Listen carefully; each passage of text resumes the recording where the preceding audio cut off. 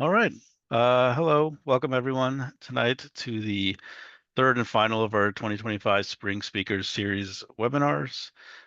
We are excited about tonight. My name is Luis Vacasetto. I am the Museum Administrator at the Laurel Historical Society and Museum. So tonight's presentation is Riots, Plunder, and Murder on the Railroad. So a little true crime for this Thursday night. It is presented by Wayne Davis. He's co-author of two local history books, Hidden History of Howard County and Early Ellicott City Black History. I will now pass it over to him so he can get started. As I said, he's got a lot to share tonight, so we're excited. All right, Wayne, you can share and start whenever you want here. Okay. There you go. Can you see the opening slide? Yes. Let me make sure it moves. I'm sharing. I think I need to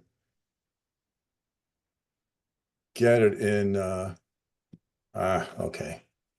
Well, thank you. I'm really happy to be here. Thank you so much, Louis, for the invitation. There's so much great history in our area. And this particular history is something I've been exploring over the last year or so. It's focusing in on the Washington Branch Railroad. I've been living here since 1992, moved from Chicago, a retired environmental scientist from the Environmental Protection Agency. So research is really what I enjoy doing, research and publishing. But I don't have a degree in history, so I'm not a historian. Um, I am a researcher, though, and I research history. As you mentioned, we've got two books along with a final report of a Public Facilities and Spaces Report Evaluation and Action Commission from Howard County. Um, some of the things I've learned is just to question everything. When it comes to history, question. And if you have an idea about something, don't just seek out the information to support your idea. I mean, look at all the evidence out there and come up with your conclusions. And research, just research the heck out of it and not to be afraid of peer review. Um, so to put that into practice, if anybody sees something I have wrong, if you have a comment, please make a comment, correct me. Um, Not perfect. So going to try to cover a couple things here. It's the beginning of the aspect of building the Washington Branch Railroad, which was the first lateral line of the Baltimore, Ohio Railroad. It went from Baltimore all the way down to Washington, D.C. And if I'm moving my mouse, the cursor, can you see the cursor move? Yeah, we can see it. Okay, good. Just Yep. wanted to make sure. Want to cover that. Along the way of the construction was a very lots of violence and some brutal murders of some B&O managers. Also want to talk about Jonathan Jessup and whether or not he was just a B&O contractor, as some of the um, documents out here portray him as. And if we have time, um, we'll talk a little bit about the Savage Railroad. The Washington Branch, this is a picture I asked AI to conjure up, which is a fairly accurate picture. Again, it was the first lateral line of the B&O. The construction started in 1834, and opened in 1835. It was a lot of work that was done. Passed through Howard and Prince George's counties into DC, and it was built entirely by hand, using pick, shovel, wheelbarrow, yeah, I'm sure horse-drawn carts. There was just an incredible amount of labor. This was an advertisement from the main line contractor. And right here, um, for the, I think it was the third division, they might have been for this advertisement. They're looking for 1,700 laborers. And the pay was $1 a day. And Jonathan Jessup was one of the contractors on the main line. There was a large amount of earth that needed to be excavated. Um, the track beds needed to be level. There were some ridges that had to be dug through. And then they needed to create some very stable embankments. One of the problems in the main line that they corrected when they did the Washington branch is the use of contractors for some of the largest labor segments. Contractors were late, they were over budget, and they really didn't have very much control of the workers. Um, this is one of the reports in 1834 talking about that. And the B&O had said in their report, from the experience of the board in the deep cut near Baltimore on the main stem, it was determined not to let to the contractors the 3 deep and heavy cuts for the Washington branch, which was at Merrill's, Patuxent, and Stoughton's ridges, which I'll show you a map of those in a little bit. So this was a lesson that they learned in the first round on the main line. For the Washington branch, these challenges were the cuts. These were the 3 main ridges that they had to dig through. Merrill's Ridge is the first one near Jessup, Patuxent Ridge, right between Savage and Laurel, and Snowden's Ridge south of Laurel.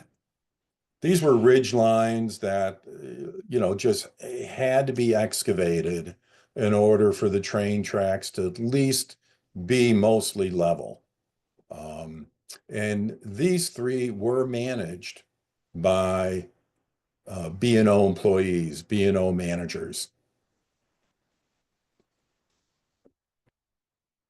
Division 2 is where 2 of these occurred. Well, actually, they all occurred in Division 2. These were the top 2 being shown between Merrill's Cut, Whiskey Bottom Road area, and this is the Howard County, Laurel, North Laurel area.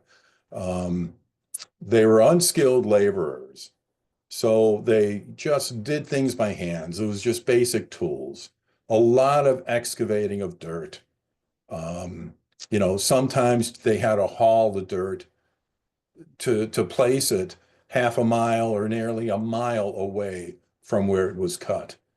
There were hundreds of thousands of cubic yards of earth moved. It was just a massive amount. Again, another little generated image to try to give a picture of just in section 1 with 270,000 cubic yards of dirt moved. It was about 2.4 miles long, this section, but it would represent enough dirt to bury a football field 126 feet high, filled with dirt.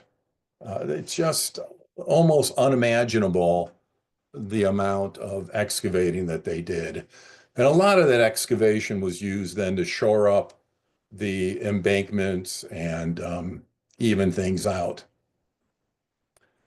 This is a list of the B&O contractors for that line. There are 3 main managers that were hired by the B&O as employees. They were, and they were all for that second division. Jonathan Jessup, John Watson. Watson had 2 sections in that division, and Truman Belt.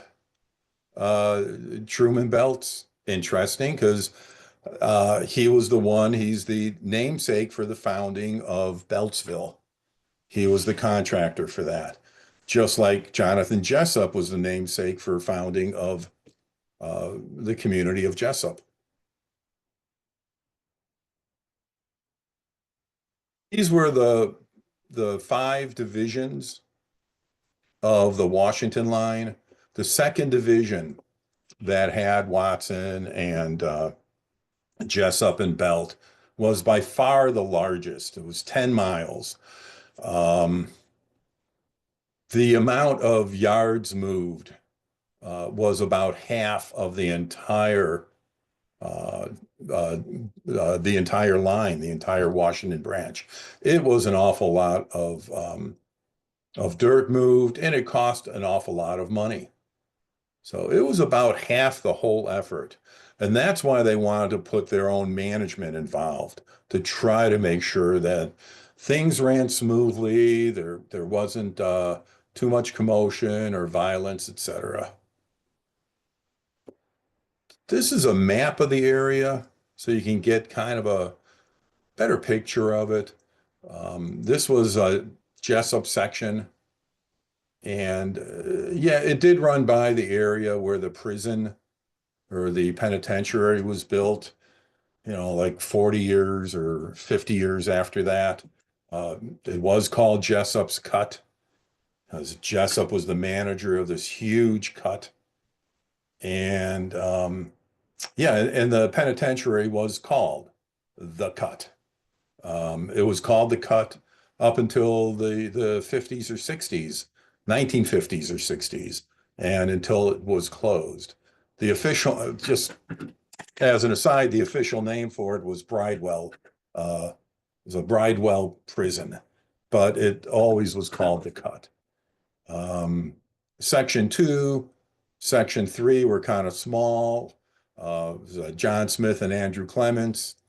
And then Section 4, which was in North Laurel, is John Watson's section, and that had a very large cut, the Patuxent uh, cut. It was pretty massive, and Watson would have had some other major work right after that. So he had two sections in a row. He was a pretty major manager. And the workers, so another image that we were able to conjure up, but it's pretty accurate of what it looked like. And one of the concepts here is that they were working in shanties, in these temporary um, log cabins, and they were families. There were women, there were children. This is where they lived. This is where they made money. It was in very tight conditions. Um, it wasn't very, a lot of pressure. Um, and these were in this part of the line, it was mostly Irish Catholic immigrants. The German immigrants were a little bit further south working there, and they were fleeing a lot of very severe poverty and discrimination back in Ireland. They were not treated well at all. Um, they came here to the States to live, for jobs. They were desperate. They were mostly unskilled, and there was an awful lot of competition for these jobs. It had made them kind of a bit ornery, and it was difficult. It was a very, very difficult life. And along with that came illnesses. I ran across this article that was done in October of 1834, talking about the reports of illnesses and deaths on that second division. Um, it was probably specifically looked at due to the incredible physical labor involved. Um, things that were very common: dysentery. You can see 130 cases. Uh, what they used to call alcoholism was intemperance, 100 cases. So drinking was occurring, and cholera. Um, a curious one was wounded in battle, and I would assume that those were squabbles, internal skirmishes amongst the workers. Um, all in all, there are 484 cases of illnesses and 14 deaths, 8 German and 6 Irish. Um, and as I'll show you in a little bit, there's some violence on the line occurred.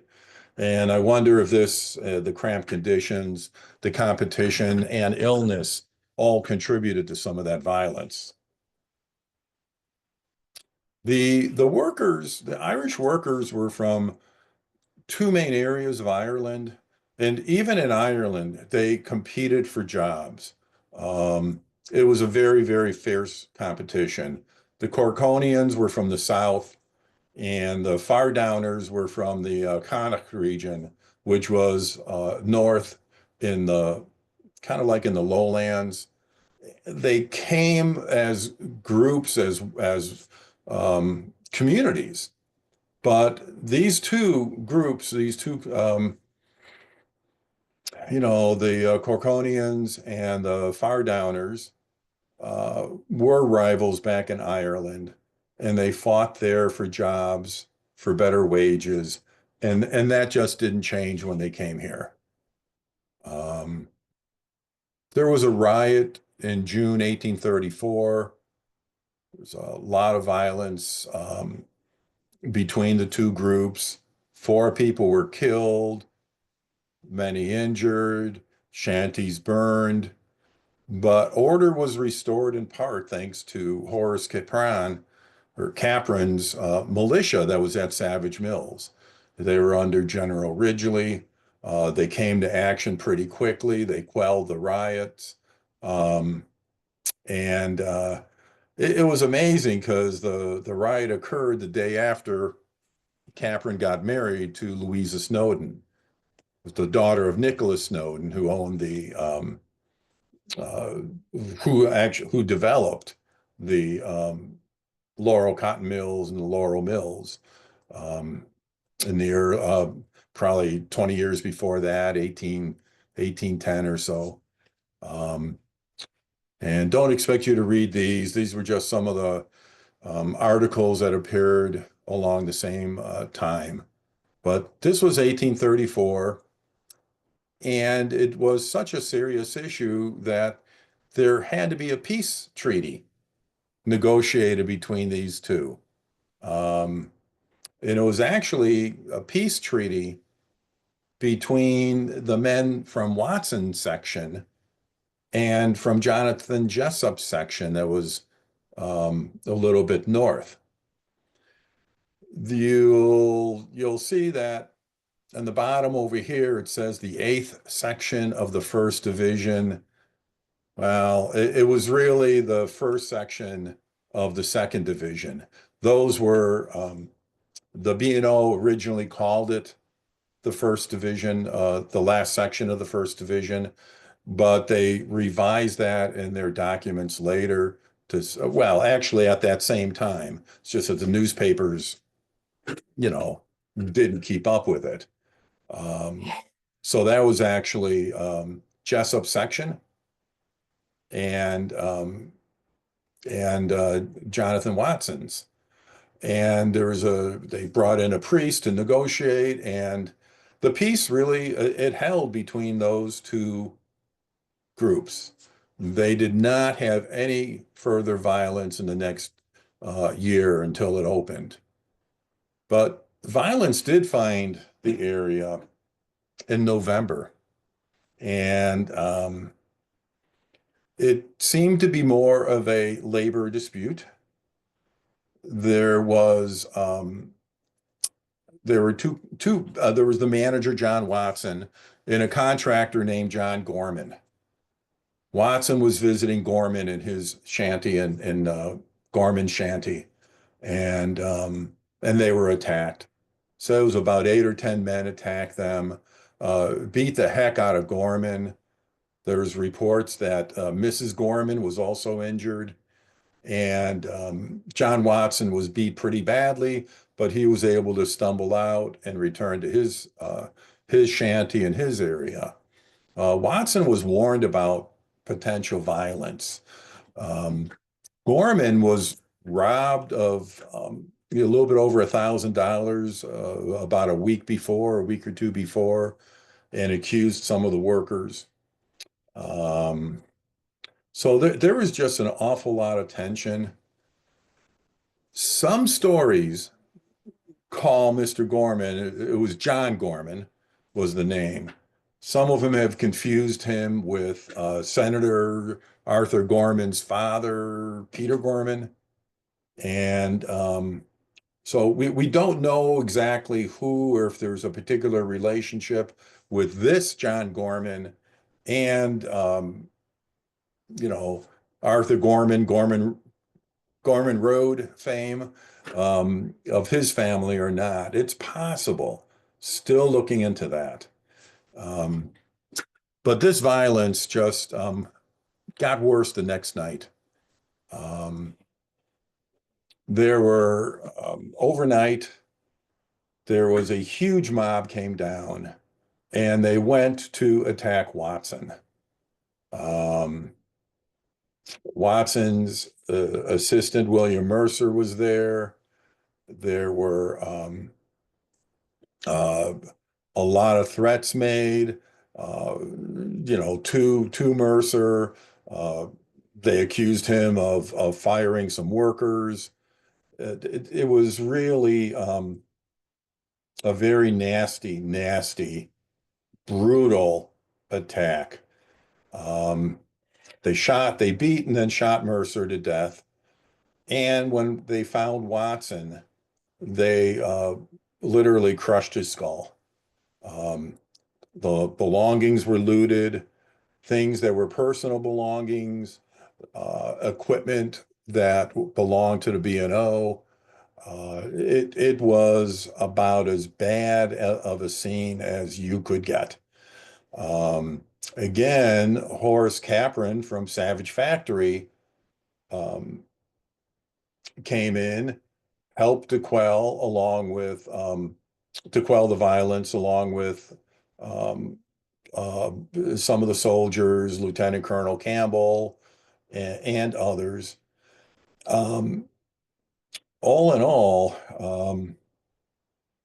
it was one of the most brutal experiences that the B&O, of violence that the B&O ever had, especially since they were attacked themselves, the B&O employees.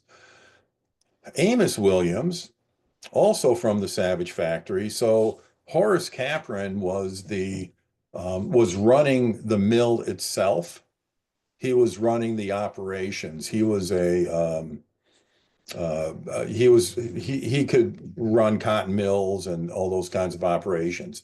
Amos Williams was the Savage Factory representative to everybody. He was like the overall manager, and he was also a state director. He was on the board of directors of the B&O. Um, During in the aftermath of the violence, B&O President Phyllis Thomas asked Amos Williams to secure whatever papers and materials that they could find, and then asked Jessup to do an inventory of everything. Um, so they wanted to get things back in order pretty quickly. Let's see. This whole situation really received an awful lot of attention in newspapers. You could see the headlines. They were, murder, outrages, shocking depravity. Um, it was really something. Watson and Mercer were murdered. Gorman survived. John Gorman recovered. Um, and that was a very fortunate thing. But, what really happened? Or why did this all happen? That was a big question. At first, they thought, oh, reports in the newspapers were that it was Protestant versus Catholic. Another report was it was German workers versus the Irish workers. Well, it really seemed to be They were upset at people being fired, um, possibly for whatever work conduct. Um, and The Niles National Register reported these men had shouted, or somebody shouted when they were killing Mercer, that you will recollect the cartmen that you discharged. Um, that's the language they use, saying, hey, remember the people you fired.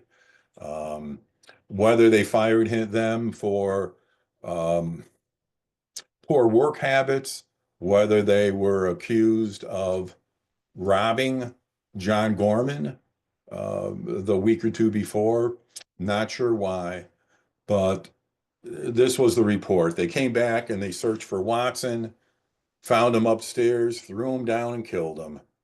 Um, they thought the combination of Watson firing men for poor conduct, and then what happened is just like the day or two before this riot occurred, Watson was rewarded with, or got awarded another contract in the DC area. And possibly they just didn't like Watson. The working conditions were awful. People got fired, and maybe they just couldn't take the thought of Watson getting rewarded with another contract. Um, we're just not really sure, but that appears to be a good part of the motivation. Just a labor dispute. It wasn't between the two Irish factions. It wasn't a religious dispute. It was labor. Well, they arrested an awful lot of people. I mean, this was considered a pretty major outrage. Um, Nearly 300 Irish workers were arrested, 7 indicted, 3 convicted. It seemed that Owen Murphy was, whether he was the ringleader or not, he was found guilty of murdering Watson.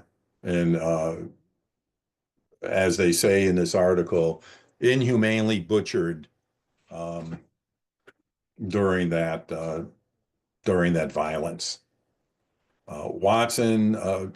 Owen Murphy was convicted of murder, sentenced to death. Um, Patrick Gallagher was also convicted. He was convicted of second-degree murder. Terrence Coyle, second-degree murder for both Mercer and Watson's deaths. This was pretty serious, and the courts at that time were a little. They didn't necessarily have death sentences like this. I mean, so to be convicted of murder and sentenced to death was a pretty big deal. Um, the Judge Kilgore had a statement, um, and he was the judge um, involved, for these deaths and these indictments. And this is what he said about Owen Murphy. Um, I'll just leave this up here for a second if it's readable. But basically, the judge said, "Look, these were immigrants like you. These were people that came for a better life, and you just you murdered them like they were animals. Watson and Mercer begged for their lives, and you ignored them. You beat them until they were lifeless. Um, they love this country. They came here. You know, they came from the same land that you guys did. How could you do this?" It's a little bit of a paraphrase of this. And then the final sentence was, "Judgment of the court be taken hence to the um, public hail." I guess whence you came, where the murder occurred, is what he was saying. And You should be executed, by the state, hanged by the neck until you are dead. May the Lord have mercy on your soul. Judge Kilgore was not, didn't mince any words about it. Um, Despite the death sentence, it was commuted to 18 years. In looking at the records from the 1820s all the way up to 1840, there weren't any death sentences. The worst sentence of the Baltimore judicial system there, which is where they were tried in this case for the murder, was 18 years. 18 years was basically the maximum you got for first or second degree murder. And we were able to find the records of the penitentiary records, and where is it? Owen Murphy did not survive. He was to have been released in 1854, but he died in 1839. So unsure why he died, but he died in prison. Um, so that, that was kind of the end of it. The others were eventually released. They didn't serve their full 18 years, and the issue was kind of forgotten. But John Watson, there wasn't a whole lot of information about who he was. Uh, he lived in Lisbon. Believe it or not, he was part owner of Laurel Mills in 1830, 1831 with William Johnson. William Johnson was the main character um, who had taken over the mill from Richard Snowden and built it into converted the grist mill into a cotton mill. And in 1830, 1831, John Watson joined him in the lease. Um, John Watson married a woman, Mary Ann Davis, who was the daughter of a prominent civil engineer of Philadelphia, John Davis. After his death, his wife and children moved to Hagerstown, along with her father. His wife and children, three of the children, they died, fairly young. Um, but I was never really able to figure out much more about John Watson. He owned stock in the Frederick City Hotel and the Frederick Turnpike. I have no idea where he was buried, when he was born. Just not much more about him. And I was able to find absolutely nothing on William Mercer, who was also murdered. So, if anybody finds information on that or knows of anything, please share. Um, so this is just saying the Washington branch was completed in 1835, August. And it's really, we really should remember the people that built the line and those that died. There's a lot of sacrifices there. This is another type of hidden history. But I'd like to move on to the other B&O contractor, Jonathan Jessup. Uh, he was a very interesting character. There was a book done, or a publication about the history of Jessup done. I can't remember the woman's name. I might have it in here somewhere. No, I don't. But I think she did it in the 1960s. And about the only reference you see to Jonathan Jessup is that he was a contractor for the B&O. Well, there was a whole lot more. He was born in Guilford County. And I kind of like it because I love the area here, Guilford, and do a lot of research on it. Our Guilford was named for the Battle of Guilford Courthouse to honor that battle and the Maryland line. And here, it was just amazing that the Battle of Guilford Courthouse occurred on Jonathan Jessup's father's farm, Thomas Jessup's farm. And at 10 years old, Jonathan Jessup basically drew this map. It's the only copy of a map that showed the battle lines and everything very, very distinctly. How a 10-year-old could draw these battle lines and maps, just amazing. Um, and it's at the North Carolina State Library. This was part of a precious collection that they have. He was a very devout member of the Society of Friends. He was in the New Garden, his whole family from the New Garden meeting. His mother was Anne, and he had a couple siblings. But he was born in 1770, and he was quite a character. After his father died in 1784, they moved to York, Pennsylvania, and that's where he made his home. He apprenticed under a relative who was a clockmaker, joined the Friends meeting up there.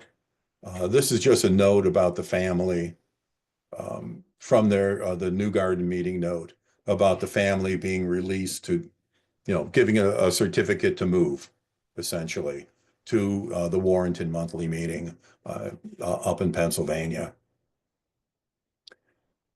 He had married Susanna Updegraff. Her father was one of the very prominent citizens of York and also a leading member of the Society of Friends. This is a photograph of a pendant of his wife, just very shortly, a year after they got married. It's a miniature that Jonathan Jessup painted himself. This guy was kind of like a Renaissance man, and it's just amazing the amount of talent that he had. His wife died 1825. He remarried another Quaker woman, and he stayed up in York for most of that time and was an extremely respected leader of the local York meeting. He was a clockmaker. And I found this clock advertised. This is from a few years ago, but his clocks are still out there and being auctioned. They've lasted all this time. It's just amazing. He had a heck of a career in York. He trained the future locomotive engineer, Phineas Davis. Phineas Davis came after his parents died. He came from I believe it was Massachusetts or New Hampshire. He came to York looking for a livelihood, looking for something, and basically asked Jonathan Jessup for a job. And Jessup trained this guy who ended up building the very first practical locomotive that operated on the B&O line. Anyway, Jessup had a great clockmaking experience. He was also involved a little bit in politics, but he was the clerk of that Friends meeting in York for many, many years. He was elected a Burgess, which is kind of like, equivalent to our county council representative. And he was just involved with a lot of civic um, leadership roles. While he was still working for Elisha Kirk before Kirk died, they repaired some of the fire equipment to the York Fire Company. Um, I believe since the records show that during this great flood of 1817, the records of the company, which were kept in Jonathan Jessup's house, were lost.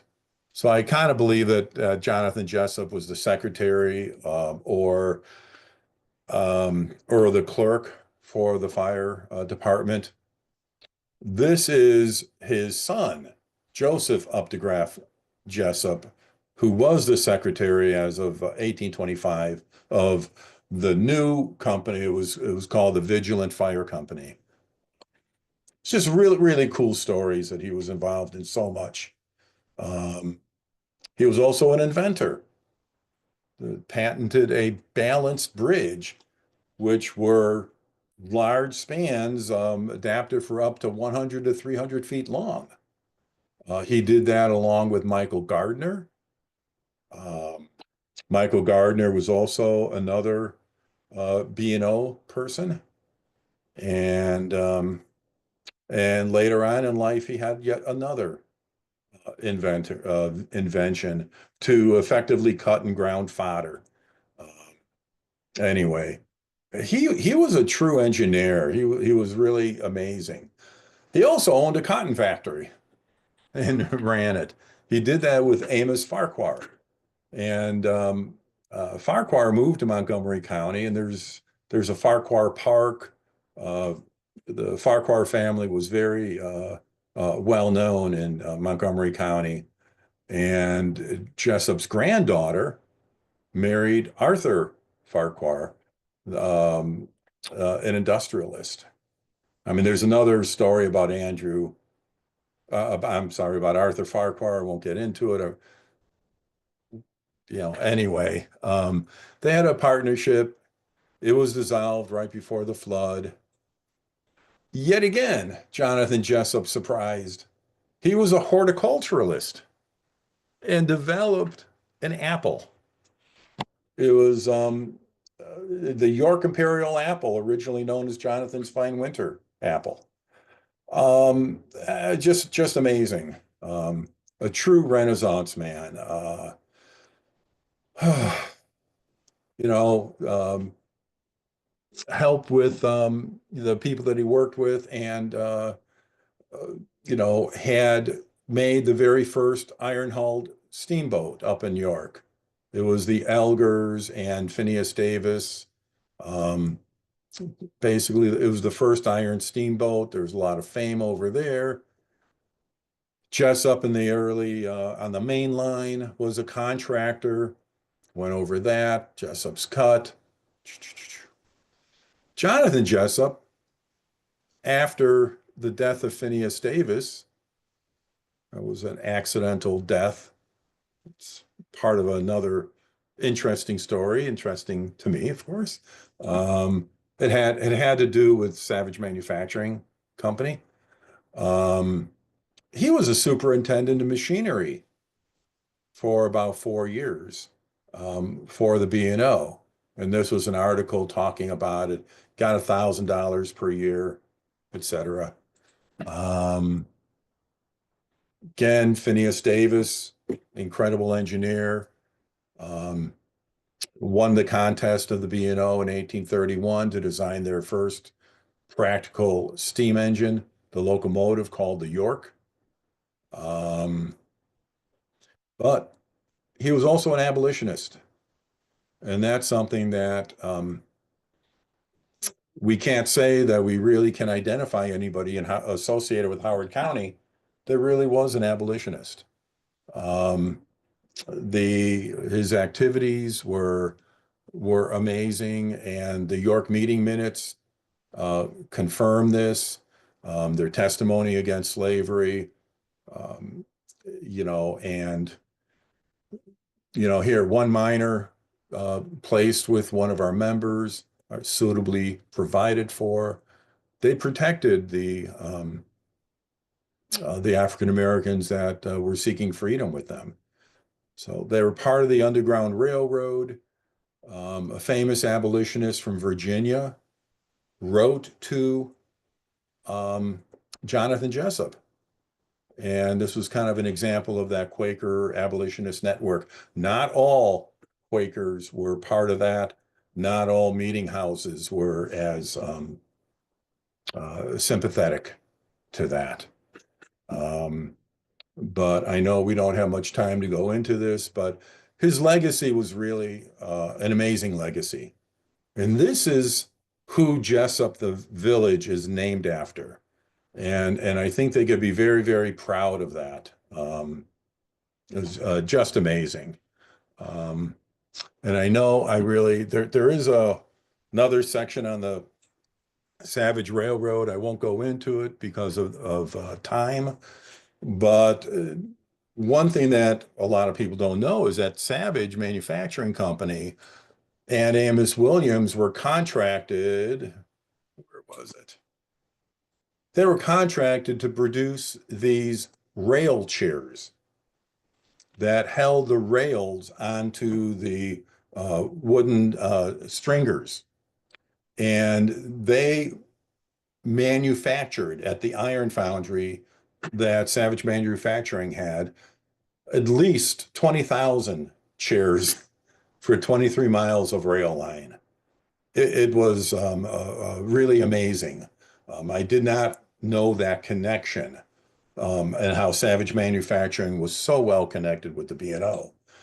Um, Unfortunately, during the test drive of one of the locomotives that Phineas Davis had just completed, one of the chairs was not attached correctly.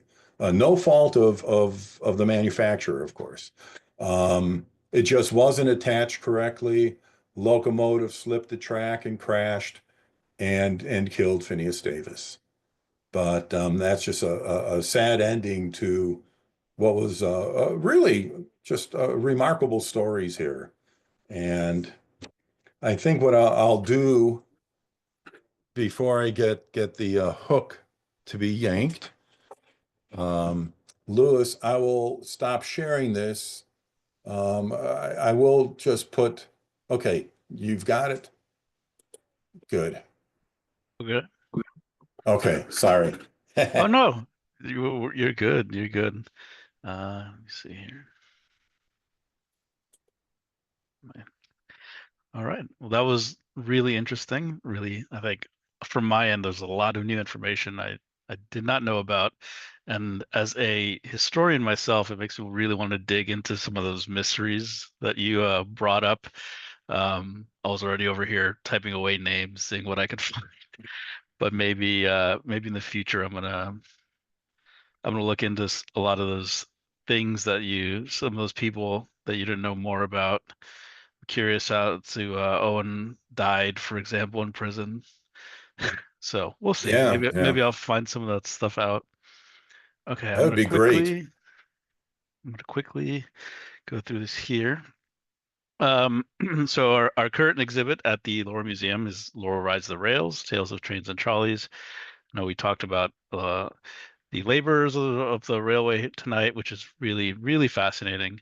Again, especially for me, because my master's thesis is on German immigrants in the U.S. and it's interesting seeing, they've been here for a really long time and a big part of the economy, especially in the transportation, so shipping and railroad work in the U.S.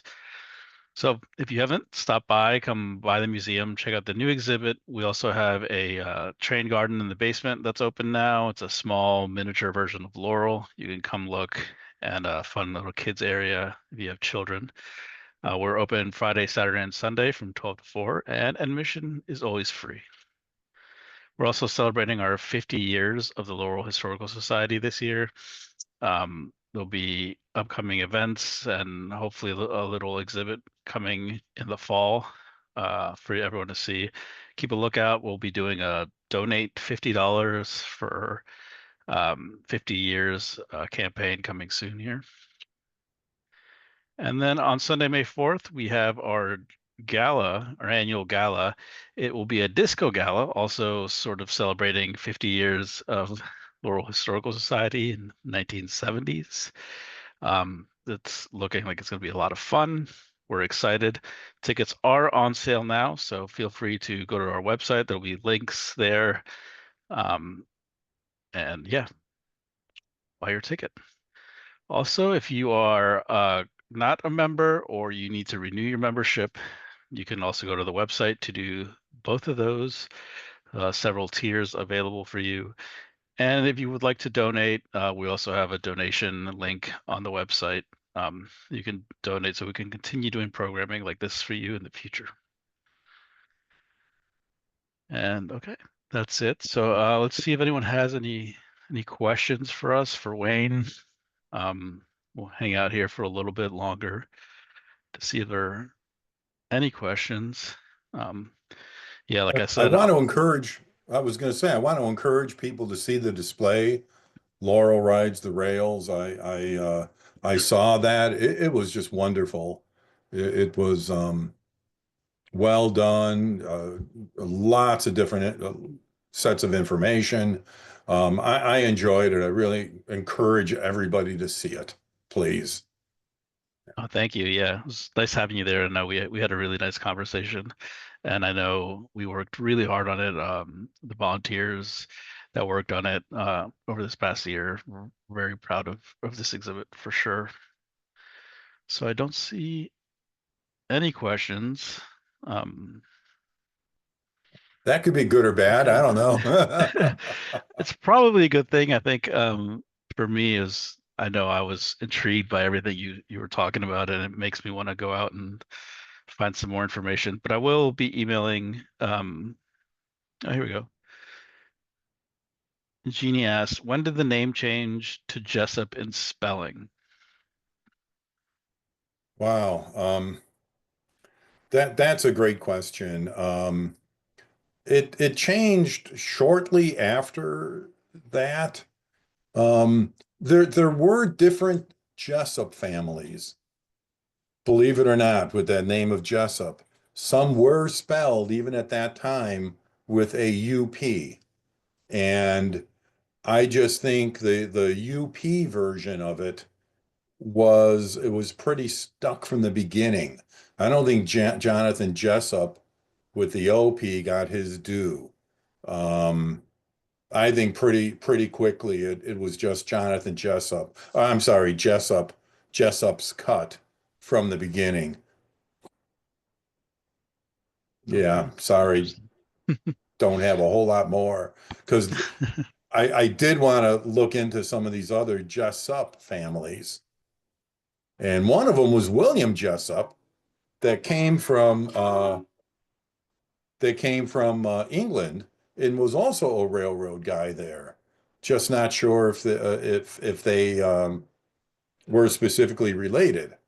So anyway, thank you for the question.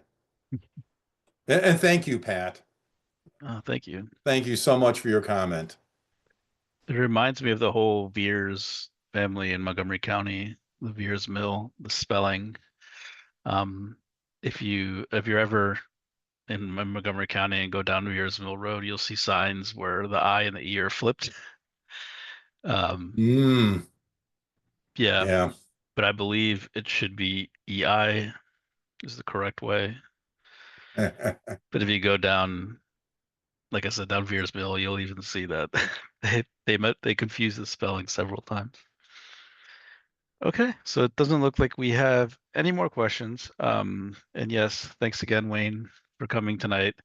We really appreciate it. I know I learned a lot. We probably learned a lot, and we hope to have you again in the future. Thank you. Thank you so much. I appreciate the invite and appreciate everybody being here. So have a great evening.